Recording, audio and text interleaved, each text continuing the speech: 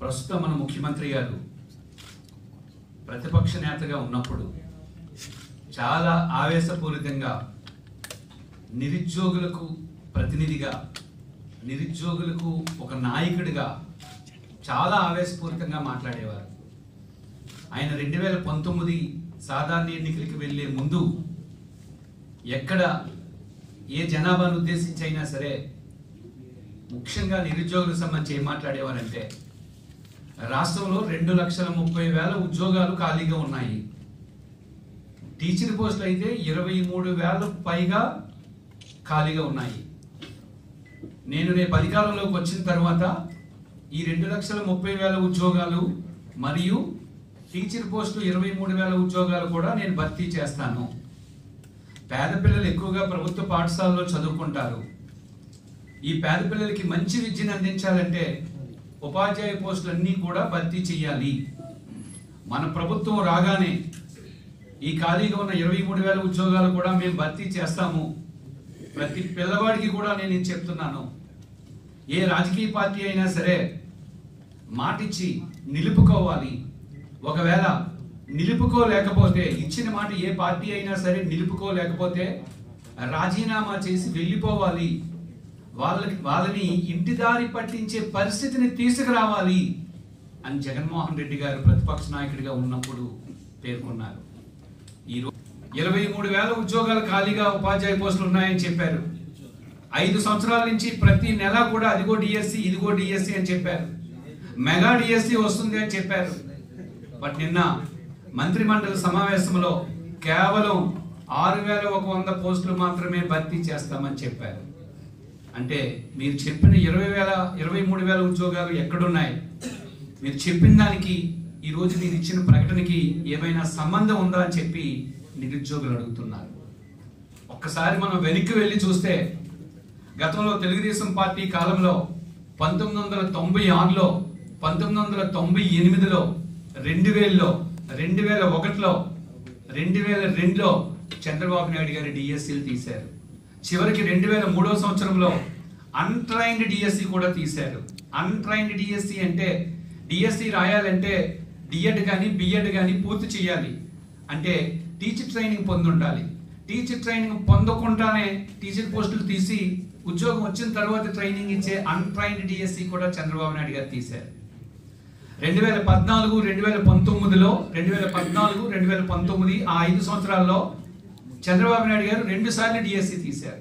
ఒకటి 2014లో 10,000 టీచర్ పోస్టులు తీస్తే రావడం వల్ల, తెలుగు మీడియం పాఠశాలలు పూర్తిగా తీసివేయడం వల్ల ఉపాధ్యాయ పోస్టుల్ని రద్దు చేసేశారు. అయితే సైకాలజిస్టులు ఏం చెప్తున్నారు? మరొక విషయం, మొన్నే సుప్రీంకోర్టు ఒక తీర్పు చెప్పింది. సుప్రీంకోర్టు ఇచ్చిన తీర్పు ఏంటంటే, ప్రాథమిక పాఠశాలల్లో పిల్లలకు పాఠం చెప్పే అర్హత ఓన్లీ డిఏడి పూర్తి చేసిన వాళ్ళే అర్హులు అని చెప్పింది. అంటే హై స్కూల్లో పాఠం చెప్పాలంటే బిఈడి క్వాలిఫికేషన్ ఉండాలి. ప్రాథమిక పాఠశాలలో పాఠం చెప్పాలంటే డిఎడ్ క్వాలిఫికేషన్ ఉండాలి. ఇది ఎవరు చెప్పారు? సుప్రీంకోర్టు చెప్పింది. ఎందుకంటే హై స్కూల్ పిల్లలంటే 6, 7, 8, 9 తరగతి పిల్లలు, వాళ్ళ మెంటల్ మెచ్యూరిటీ బాగా ఉంటుంది కాబట్టి అక్కడ హై స్కూల్ టీచర్లు పాఠం చెప్పాలి. ప్రాథమిక పాఠశాల పిల్లలంటే వీరు చాలా చిన్నపిల్లలు, 1, 2, 3, 4, 5, వీళ్ళకి మెంటల్ మెచ్యూరిటీ చాలా తక్కువ ఉంటుంది. సో చైల్డ్ సైకాలజీ ఎవరికైతే తెలుస్తుందో ఆ చైల్డ్ సైకాలజీ తెలిసిన వాళ్ళు మాత్రమే ఎలిమెంటరీ స్కూల్లో పాఠం చెప్పాలని సుప్రీంకోర్టు కూడా తీర్పు చెప్పింది. అంటే సుప్రీంకోర్టు తీర్పుకి విరుద్ధంగా 3, 4, 5 తరగతుల్ని హై స్కూల్లో కలిపేశారు. ఈరోజు మీకు తెలుసు, ఎందుకంటే మీరు అందరూ చదువుకొని వచ్చాం. మనం హై స్కూల్, ఎలిమెంటరీ స్కూల్ చదువుకున్నాం, హై స్కూల్ చదువుకున్నాం. ఎలిమెంటరీ స్కూల్కి హై స్కూల్కి తేడా ఏంటో తెలుసు మనకి. హై స్కూల్లో ఎలా ఉంటుందంటే, ఒక ఉపాధ్యాయుడు వచ్చి 50 నిమిషాలు లేదా 45 నిమిషాలు పాఠం చెప్పి వెళ్ళిపోతాడు.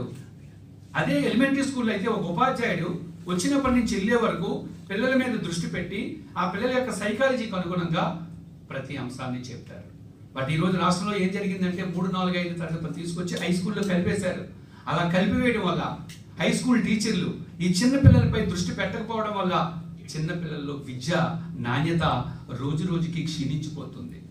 ఈ మధ్య మీరు పేపర్లో చూస్తుంటాం మనం, ప్రథమ అనే స్వచ్ఛంద సంస్థ యొక్క సర్వేలో 16-18 సంవత్సరాల వయసు కలిగిన పిల్లల్లో మన ఆంధ్రప్రదేశ్ రాష్ట్రంలో సర్వే చేస్తే కనీసం 2వ తరగతి చదువుకునే పిల్లవాడికి ఉన్న జ్ఞానం కూడా 16-18 సంవత్సరాల వయసు కలిగిన పిల్లలకి లేదు.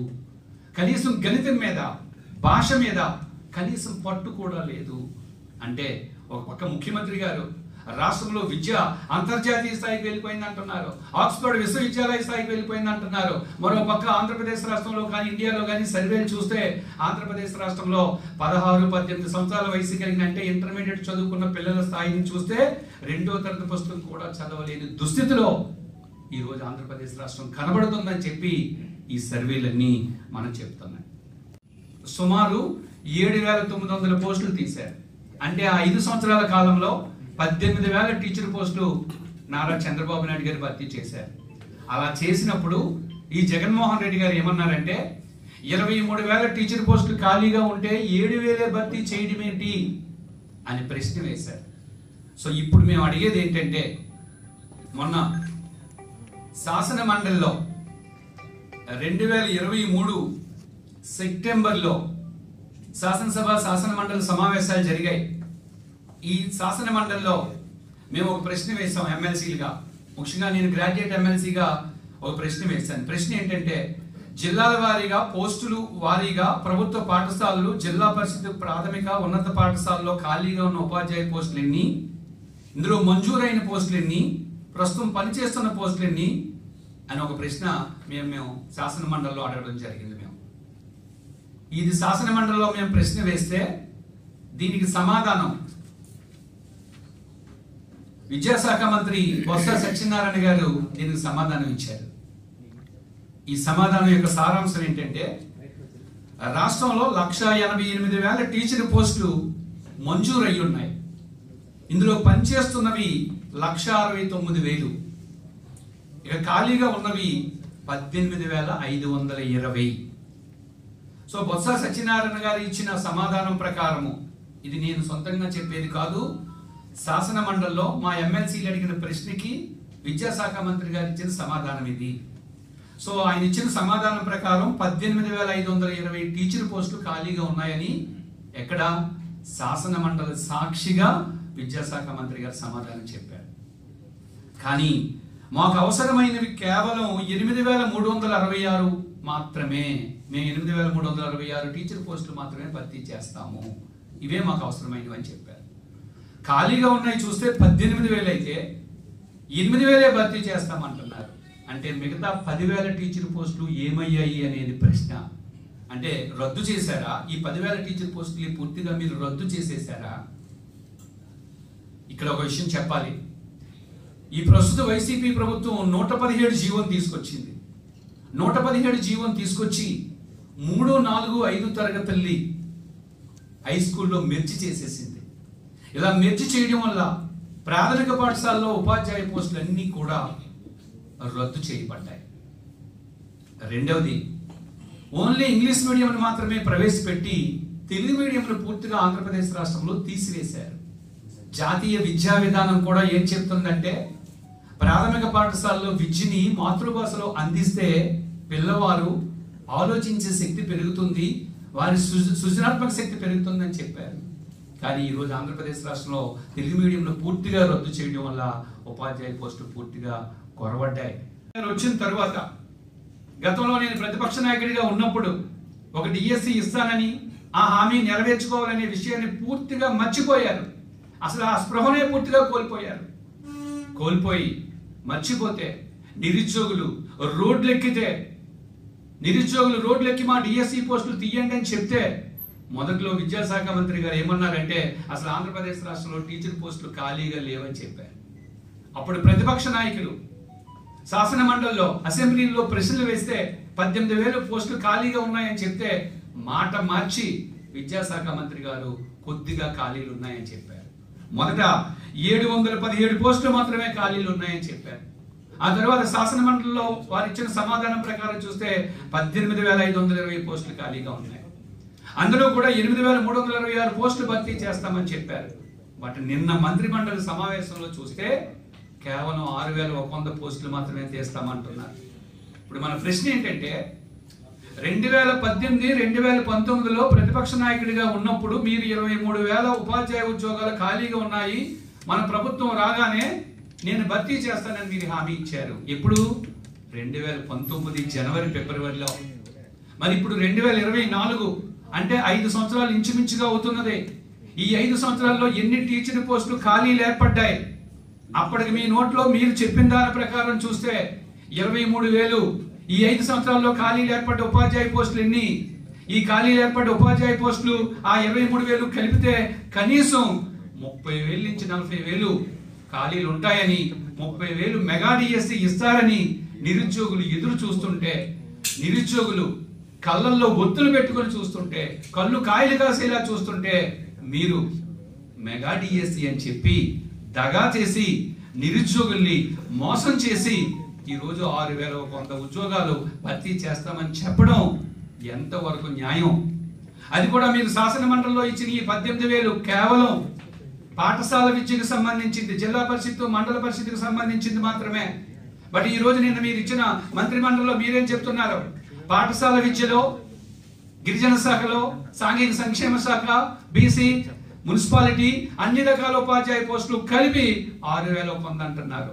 అంటే అసలు రాష్ట్రాన్ని పరిపాలించే మీకైనా ఒక స్పష్టమైన అవగాహన ఉందా అని ఈరోజు మేము ప్రశ్నిస్తున్నాం. గ్రాడ్యుయేట్స్ అడిగేవి ఏంటంటే, సార్ రాష్ట్ర వ్యాప్తంగా విద్యుత్ రంగంలో ఏఈ, ఏఈఈ పోస్టులు 1000 పోస్టులు పైగా ఖాళీగా ఉన్నాయని చెప్తున్నారు. వాళ్ళు ఆర్టీఐ పెట్టారు. ఇది ఏపీ ట్రాన్స్కో, వారు ఏపీ ట్రాన్స్కోకి ఆర్టీఐ యాక్ట్ క్రింద అడిగితే ఏపీ ట్రాన్స్కోలో ఏఈఈ ఎలక్ట్రికల్ 425 పోస్టులు ఖాళీగా ఉన్నాయని చెప్పి ఆన్సర్ ఇచ్చారు. ఎవరిచ్చారు? ఇది the state public information officer. So RTI act కింద పెడితే, నిరుద్యోగులు ఆర్టీఐ యాక్ట్ కింద పెడితే 425 పోస్టులు ఖాళీగా ఉన్నాయని చెప్పి సమాధానం ఇచ్చారు. ఎందులో? ఇది కేవలం ఏపీ ట్రాన్స్కోలో. ఇక ఏపీ జెన్కోలో ఎన్ని పోస్టులు ఖాళీగా ఉన్నాయని చెప్పి ఆర్టీఐ కింద అడిగారు. అడిగితే దీంట్లో 310 పోస్టులు ఖాళీగా ఉన్నాయని చెప్పి ఆర్టీఐ క్రింద అధికారులు సమాధానం ఇచ్చారు. ఇక మూడవది డిస్కమ్, అంటే AP SPDCL, southern power distribution corporation limited. AP SPDCL లో ఎన్ని పోస్టులు ఖాళీగా ఉన్నాయని చెప్పి నిరుద్యోగులు అడిగితే 118 పోస్టులు, 118 పోస్టులు ఖాళీగా ఉన్నాయని చెప్పి ఆర్టీఐ క్రింద ప్రభుత్వ అధికారులు ఇచ్చిన సమాధానం. ఇలా ట్రాన్స్కో, జెన్కో, డిస్కమ్ ఈ మూడిట్లో కూడా సుమారు 1230 పోస్టులు ఖాళీగా ఉన్నాయి. 1230 పోస్టులు ఖాళీగా ఉన్నాయని AP SEB, assistant executive engineers association, ఇది ఒక రిప్రజెంటేషన్. ఈ రిప్రజెంటేషన్ ఇచ్చింది ఎవరు అంటే ఆంధ్రప్రదేశ్ స్టేట్ ఎలక్ట్రిసిటీ బోర్డు వారు, అందులో పనిచేసే అసిస్టెంట్ ఎగ్జిక్యూటివ్ ఇంజనీర్స్ అసోసియేషన్ వారు. వీరు ట్రాన్స్కో, జెన్కో, డిస్కమ్లో సుమారు 1230 పోస్టులు ఖాళీగా ఉన్నాయని, వెంటనే భర్తీ చేయాలని వీరు విద్యుత్ శాఖ ప్రిన్సిపల్ సెక్రటరీ గారికి లేఖ రాశారు. ఎందుకంటే ఒక్కొక్క ఏఈకి 3-4 మండలాలు వర్క్ అప్పగిస్తున్నారు. వర్క్ లోడ్ ఎక్కువైపోయింది వారికి. వర్క్ లోడ్ ఎక్కువైపోవడం వల్ల, ప్రజలకు సమర్థవంతమైన పరిపాలన అందించలేకపోవడం వల్ల ముందు ఆ ఏఈ పోస్టులు భర్తీ చేయండి అని చెప్పి ఏఈలు ఇచ్చిన రిప్రజెంటేషన్. నాకు రాయలసీమ నుంచి విపరీతమైన కాల్స్ వస్తూ ఉంటాయి. సార్ చాలా అన్యాయం మాకు, మేము బీటెక్లు పూర్తి చేసుకున్నాం, 5 సంవత్సరాలు అవుతుంది, ఇప్పుడు వచ్చి విద్యుత్ రంగంలో ఒక పోస్టు కూడా తీయలేదు. గతంలో పోస్టులు చంద్రబాబు నాయుడు గారి కాలంలోనే ఈ డిస్కంలో కానీ, ట్రాన్స్కమ్లో కానీ, జెన్కోలో కానీ చంద్రబాబు నాయుడు గారి కాలంలోనే పోస్టులు తీశారండి. జగన్మోహన్ రెడ్డి గారు వచ్చి ఒక్క పోస్టు కూడా మాకు తీయలేదండి. దయచేసి ఆ ప్రిన్సిపల్ సెక్రటరీ గారిని అడగండి, ఆ విద్యుత్ శాఖ మంత్రి గారిని అడగండి, మా వంతు మీరు రిప్రజెంటేషన్ చేయండి అని చెప్పి నాకు రాయలసీమ వ్యాప్తంగా, నేను ఆంధ్ర అయితే మాట్లాడుతున్నాం, రాయలసీమ నుంచి విపరీతమైన నాకు కాల్స్ వస్తున్నాయి. వాళ్ళే నాకు ఇవి వాట్సాప్లో పంపించి సార్ మా గోడు వినండి అని చెప్పారు.